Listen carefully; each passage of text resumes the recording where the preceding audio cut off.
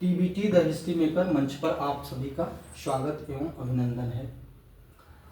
मैं कल introduction class लिया था जो कि पार्ट 1 था।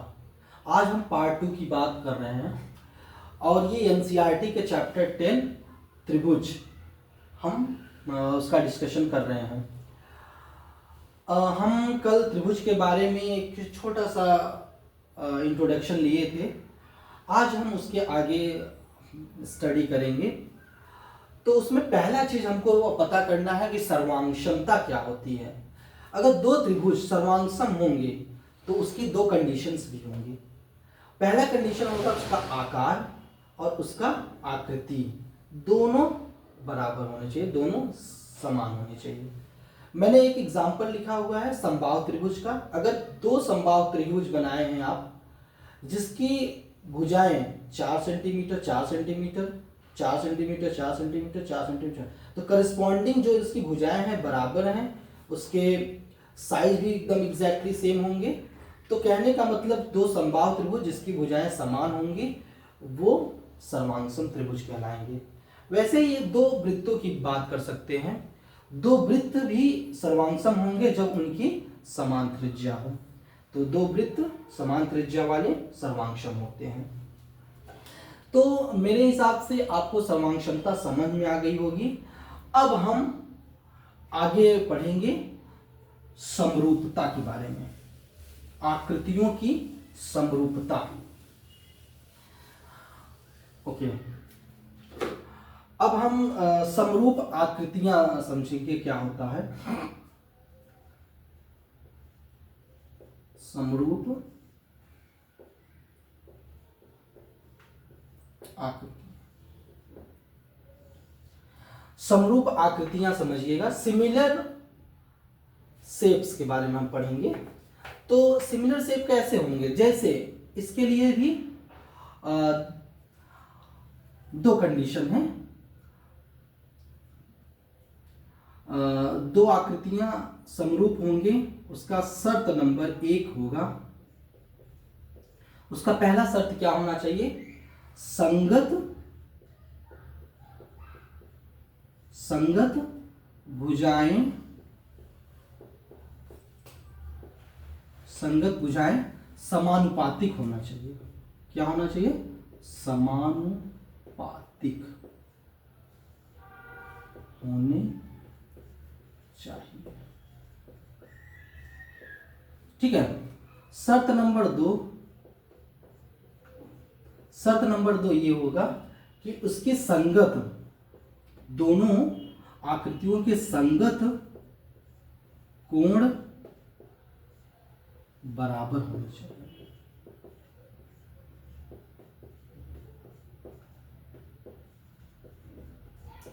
ठीक है बच्चों, तो ये आप दोनों शर्तों को दिमाग में रखेंगे कि उनकी संगत भुजाएं समानुपातिक होने चाहिए। दूसरा शर्त है कि संगत कोण बराबर होने चाहिए। अब देखिएगा, हम बहुत सारे एग्जाम्पल ले सकते हैं कि जैसे कि अगर हम एक एग्जाम्पल लें, एक वृत्त है ऐसा और दूसरा एक छोटा थोड़ा है। इसका अगर हम त्रिज्या बात करें तो 5 सेंटीमीटर और इसकी त्रिज्या बात करें तो 3 सेंटीमीटर।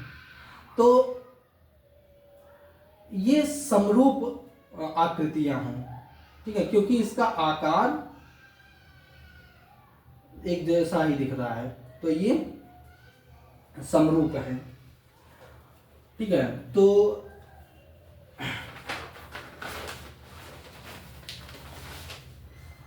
अब मैं कुछ एग्जाम्पल लेता हूं, हम समरूप आकृतियों को कैसे पहचानेंगे।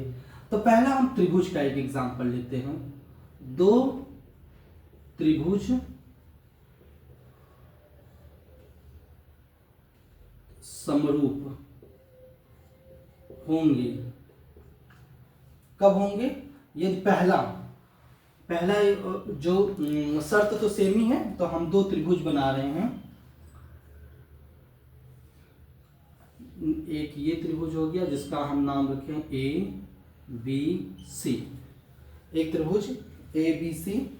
दूसरा त्रिभुज हम बना रहे हैं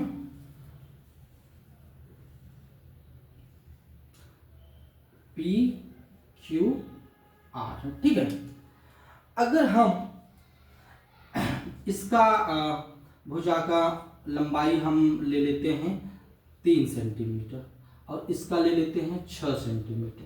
यहाँ पे हम लिया 4 सेंटीमीटर और यहाँ पे लिया मैंने 8 सेंटीमीटर और यहाँ पे लिया मैंने 6 सेंटीमीटर, तो यहाँ पे लिया 12 सेंटीमीटर। आपको बस समझना है, तो देखना होगा कि ये दोनों त्रिभुज समरूप होंगे या नहीं। उसके लिए हमारा पहला है कि भुजाएं समानुपातिक होना चाहिए। तो इसका संगत भुजाएं देखेंगे कि समानुपातिक है कि नहीं। तो ए बी इसका संगत भुजाएं पी क्यू है, बराबर होना चाहिए ए सी और इसकी संगत पी आर, बराबर आर क्यू इसकी संगत सी डी। तो आप देखिए ए बी की लंबाई क्या है, ए बी की लंबाई 6 सेंटीमीटर है और इसके संगत भुजा पी क्यू की 12 सेंटीमीटर है, बराबर ए सी का कितना है 3 सेंटीमीटर है, उसकी संगत भुजाएं 6 सेंटीमीटर है, बराबर क्यू आर का है 8 सेंटीमीटर और उसकी संगत भुजाएं बी सी कितना है या फिर सी बी 4 सेंटीमीटर। इसको सबको काटेंगे तो 1/2 1/2 1/2, तो मतलब क्या हो गया कि 1/2 बराबर 1/2 बराबर 1/2। इसका मतलब क्या हुआ कि इनकी संगत भुजाएं समानुपातिक हैं। तो यहां पे लिख सकते हैं आप, अतः दोनों त्रिभुज की संगत भुजाएं समानुपातिक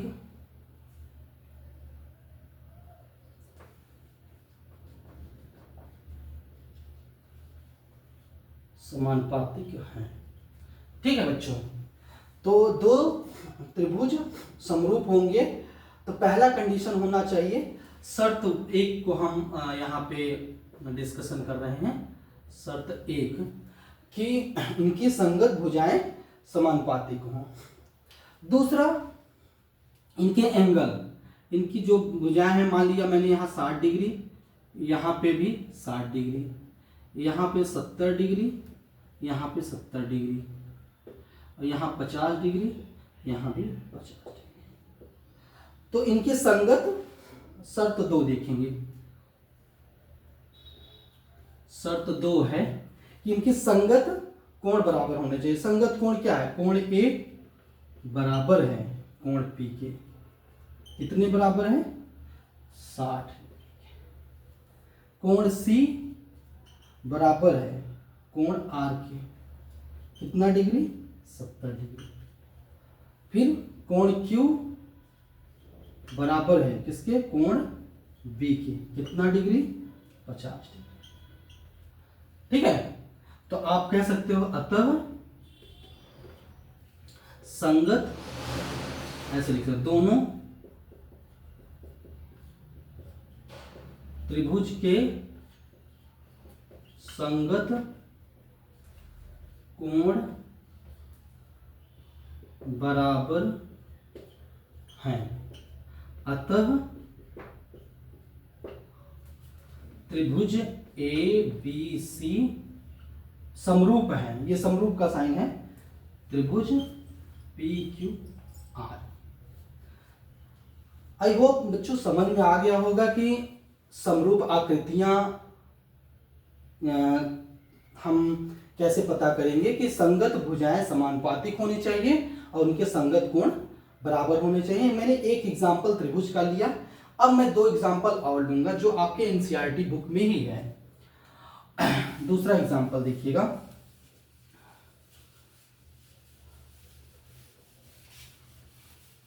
आप लोग सब नोट कर लीजिएगा वीडियो पॉज करके, और कोई भी प्रॉब्लम होगी कमेंट सेक्शन में आप मेंशन करेंगे। एक एग्जांपल और हम लेंगे जो कि एक चतुर्भुज है। चतुर्भुज ये हम एग्जांपल एनसीईआरटी से ही लिए हैं, तो आप देखिएगा प्लीज।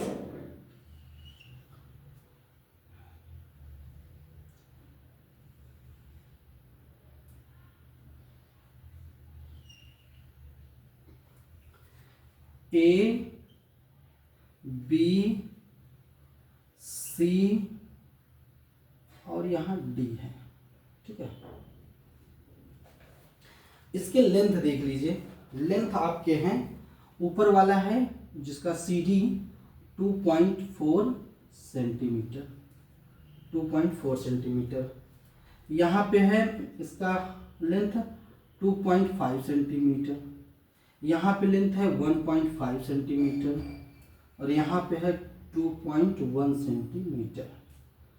अब यहाँ पे जो एंगल है 70 डिग्री का है, यहाँ जो एंगल है 100 डिग्री का है, यहाँ जो एंगल है 105 डिग्री का है, यहाँ जो एंगल है 85 डिग्री का है।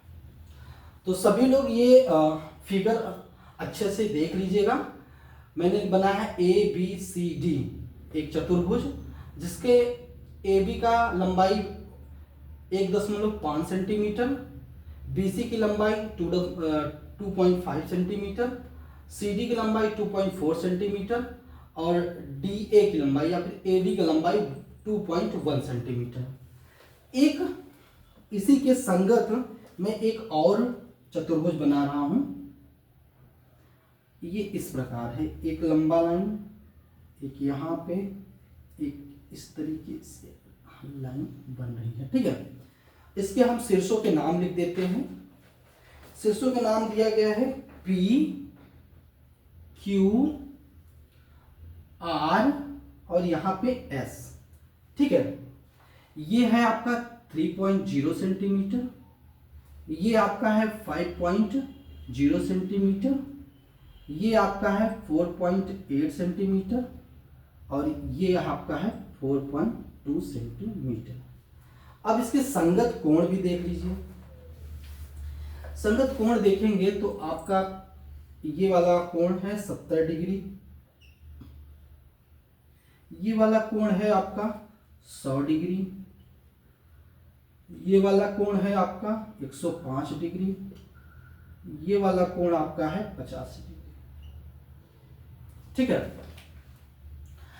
तो अब आपको ये पता करना है कि ये दोनों आकृतियां समरूप हैं या नहीं। तो पहला कंडीशन है समरूप होने का, पहला कंडीशन है संगत भुजाएं समानुपातिक होनी चाहिए। तो संगत भुजाएं कैसे, सी डी अपॉन इसकी संगत भुजाएं, सी डी की संगत भुजाएं आर एस, आर एस बना दिया, बराबर होनी चाहिए किसके, सी बी, सी बी, और इसके नीचे क्या है आर क्यू, बराबर होना चाहिए किसके, ए बी बटेगा पी क्यू, बराबर P S, sorry P S नहीं ए डी लेंगे, जो पहले लिया वही पहले रहेगा, ए डी अपॉन पी एस। अब देखिए सी डी की वैल्यू देखिए 2.4 सेंटीमीटर अपॉन आर एस की वैल्यू देखिए 4.8 सेंटीमीटर, बराबर सी बी की लंबाई देखिए, सी बी की लंबाई आपकी है 2.5 centimetre, 2.5 centimetre, upon R Q की लंबाई क्या है 5.0 सेंटीमीटर, बराबर होना चाहिए किसके, ए बी की लंबाई 1.5 सेंटीमीटर, और नीचे क्या है 3.0 centimetre, equal to A D की लंबाई क्या है 2.1 सेंटीमीटर, अपॉन यहाँ पे है पी एस की लंबाई 4.2 सेंटीमीटर। ओके बच्चों, आप लोगों को समझ में आ रहा होगा। अब इसको सिंप्लीफाई करिए, सिंप्लीफाई करेंगे तो ये 1/2, ये भी 1/2, ये भी 1/2, ये भी बिल्कुल सिंपल कैलकुलेशन है। तो आपने देखा कि 1/2 equal to 1/2 equal to 1/2 equal to 1/2। तो इसका मतलब क्या है, संगत भुजाएं समानुपातिक हैं। तो अतः आप लिख सकते हो, अतः चतुर्भुज, या ऐसे सीधा लिखिएगा कि अतः चतुर्भुज के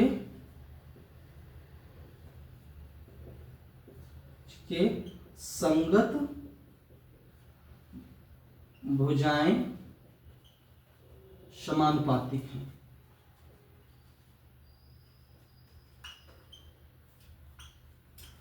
पहला शर्त आपका पूरा हो गया, समानुपातिक हैं। अब हम दूसरी शर्त के बारे में चर्चा करेंगे, इनके संगत कोण। तो देखिए संगत कोण, अगर कोण ए बराबर है कोण पी के, यस 105 डिग्री बराबर है।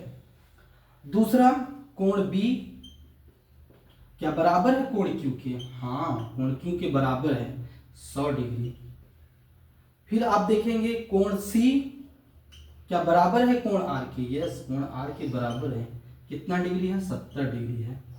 क्या कोण डी बराबर है कोण एस के, यस 85 डिग्री। तो ये बराबर है, तो अतः आप कह सकते हो अतः चतुर्भुज के संगत कोण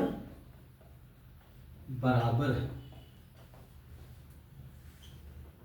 अतः दोनों आकृतियां क्या है, समरूप हैं। अतः चतुर्भुज ए बी सी डी समरूप है किसके, चतुर्भुज पी क्यू आर एस के। आई होप्स आप लोगों को समझ में आ गया होगा। बहुत ही सिंपल तरीके से मैंने समझाने की कोशिश की। थोड़ा सा आप पेशेंस से सुनिए और इसको अपनी कॉपी में लिखिए और इसको नोट डाउन कर लीजिए बच्चों। वीडियो पॉज करके नोट डाउन जरूर करिए, जिससे आपको एग्जैक्टली रिवीजन में भी हेल्प मिलेगा। अब मैं एक और एग्जाम्पल लूंगा जो कि आपके एनसीईआरटी बुक का ही है, तो मैं हटा देता हूं इसको, प्लीज नोट कर लीजिएगा। अब आपको हम एक और एग्जाम्पल समझाएंगे, प्लीज थोड़ा ध्यान से उसको भी समझने की कोशिश करिएगा। एक आपका ये एग्जाम्पल एनसीईआरटी से ही मैंने लिया है। एक और है, जैसे देखिए एक चतुर्भुज है ए बी सी और डी। अगर इनके एंगल्स बात करें तो एंगल्स भी आपके 90 डिग्री हैं। कितने डिग्री हैं, 90। तो इसका मतलब क्या हुआ कि अगर ये सारे भुजाएं बराबर हो जाएं तो एक वर्ग है, ठीक है। एक और ऐसे ही बनाया गया है जो कि इस तरीके से थोड़ा बड़ा है, इस तरीके से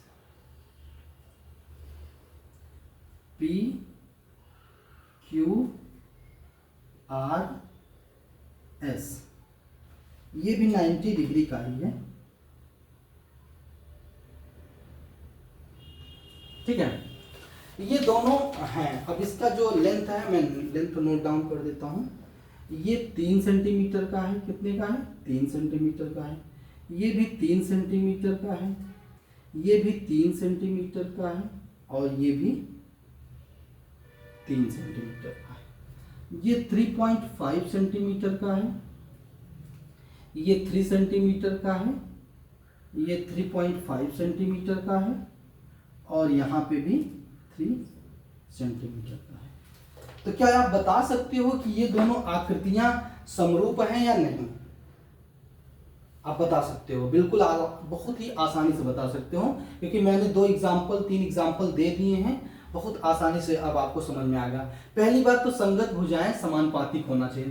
तो पहला शर्त 1 के लिए आप नोट करेंगे कि इसके जो संगत भुजाएं हैं वो देखना पड़ेगा। तो A B upon P Q बराबर होने चाहिए किसके, B C upon Q R के बराबर होने चाहिए। C D upon R S के बराबर होने चाहिए किसके, A D upon S P. ये आपका कंडीशन फॉलो होना चाहिए। तो क्या है, फॉलो कर रहा है। अगर हम ए बी की बात करें तो 3 सेंटीमीटर अपॉन पी क्यू की लंबाई देखेंगे तो 3.5 सेंटीमीटर। बी सी आपका क्या है, 3 सेंटीमीटर अपॉन कितना है, क्यू आर कितना है, 3 सेंटीमीटर बराबर होना चाहिए कितना, सी डी आपका कितना है, 3 सेंटीमीटर अपॉन आर एस कितना है, 3.5 सेंटीमीटर इक्वल होना चाहिए। A D 3 centimetre upon S P 3 centimetre. तो आप देख सकते हो कि इसको आप सिंप्लीफाई करोगे तो 1 आ जाएगा। क्या 1 और 3.5 क्या इक्वल होते हैं 1 के? नहीं, कभी नहीं होते। तो ये भी इक्वल नहीं है, ठीक है। तो ये आपस में इक्वल नहीं है। तो आप कह सकते हो अतः भुजाएं, चतुर्भुज की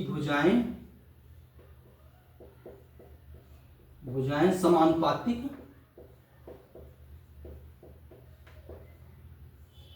नहीं है। अगर एक भी कंडीशन फेल हो गया तो इसका मतलब वो समरूप नहीं है। तो आपको एंगल देखने की, कोण देखने की जरूरत भी नहीं है। तो अतः लिख सकते हो, अतः चतुर्भुज ए बी सी डी और चतुर्भुज पी क्यू आर एस समरूप नहीं है, ठीक है।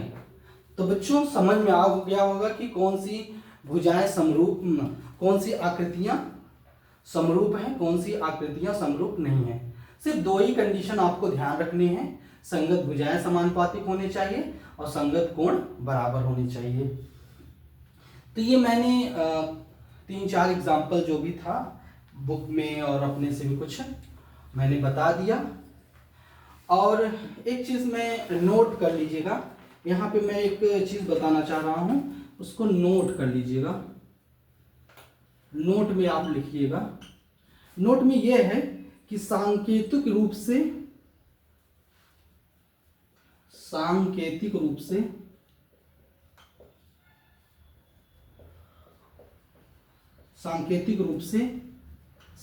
संगतताओं,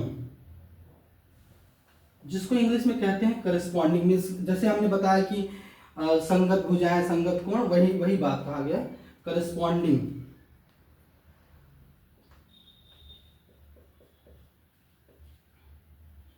करस्पॉन्डेंसेस